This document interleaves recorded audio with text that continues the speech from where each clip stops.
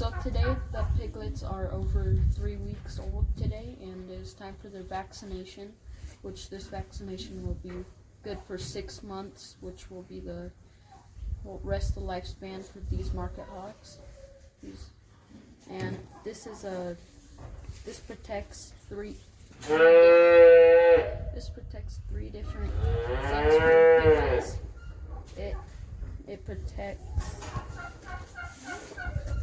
It protects mycoplasma,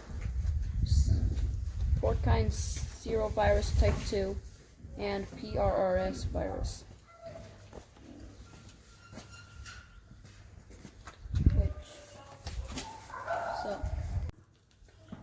So we have used on the piglets a 2 ml with a 18 gauge by 3/4 inch, and that will help them with the three things. And it is an intramuscular injection that will be put right on the back of their neck.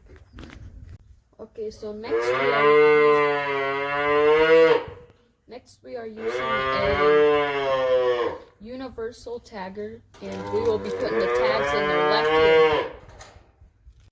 The ear notch usually works right in the dead center of the ear, right in between the two big veins you see right on their ear.